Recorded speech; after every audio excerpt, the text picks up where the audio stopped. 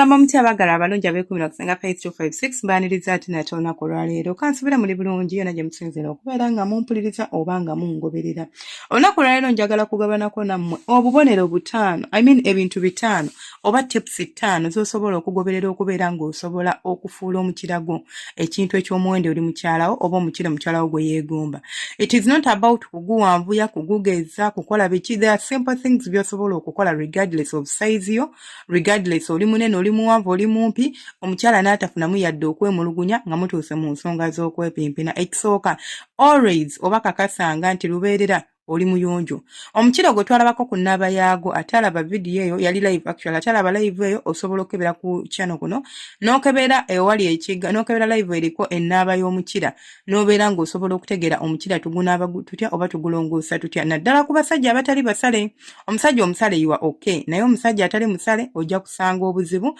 nti waliwo sigma oba smegma akwata wansi oba ebintu ebyo ebya weight ebigenda wansi w'ekyo ekiriba kyo ne biryoka bireeta ekisu ekiwunya n'okuleetera bi infections. So teri mukazi yenna alinza gamba nti nnyumirwa omukira gwa bba wange oba omukira gwa bbange gumpomera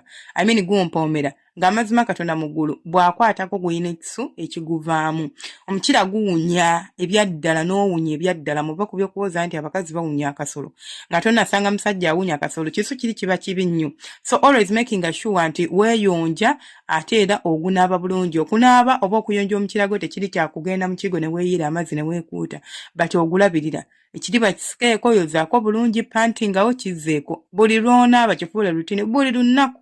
ng'olina okuggyayo ebintu ebyo kubanga bw'otalongoosaayo ebintu ebifuuka bya weight ne bikwata ne bibeera nga bw'olaba cheese afudde oba amata agafudde bwe gandifaananyi nga bwe bityo we biri ate ne biryoka bitakomaawo ne bisitula ekivundu. Ekirala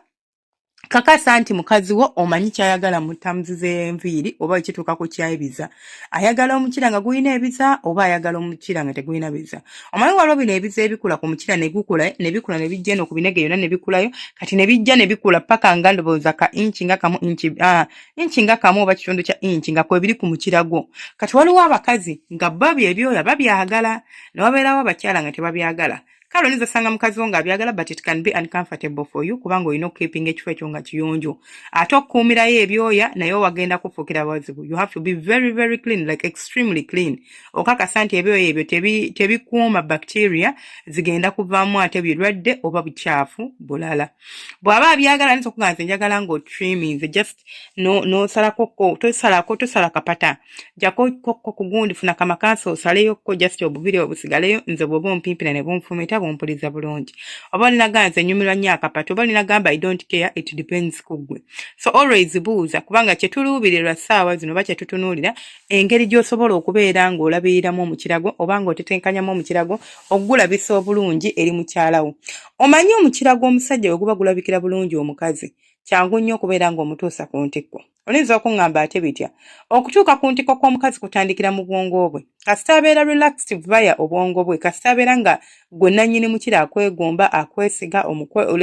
buli ky'omukolera kigenda kuba kimukolera, kigenda kuba kimunyumira, agenda kuba akifiiringa. Kati singa afuna endoboozi embi ku mukira gwo oba singa agutunulira n'awulira nga tegumunyumidde, tegumukoledde, kigenda mukaluubirizaamu okuba ng'asammula oba ng'atuuka ku ntikko. Nti ajja kubeerawo naye nga bya just bwe bityo nga tebimukolera ng'omuntu oba okitegeera oba onfuna simanyi.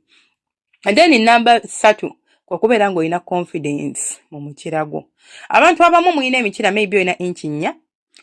olina inchi 3 n'ekitundu which is a slight bit smaller compared to average size. Then ng'ate bwe tugenda mu bunene ng'omukira gulinza okuba gulimu inchi 3 inchi 4 which gujja feelinga nga akatini nga guyimye n'otandika okubeera nga weekoma omumma ng'otuuse ku mukazi like weebuzaabuza tosobola kubeera acting like with confidence. Omuntu agenda kubeera nga omutama abala muyina eminene ogutetenkanya butetenkanyi wenna okikintana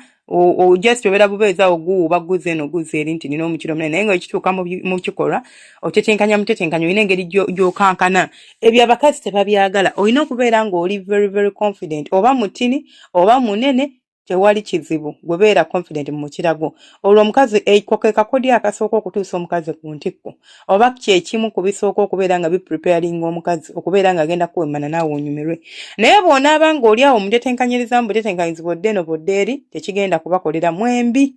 then akakodya akalala oba katiipu akalala kwe kubeera ng'omanyi okugukozesa munene mutini mumpi muwanvu guli biki eyo si ensonga kumanya nkozesa atya omukira gwange guno akakodyo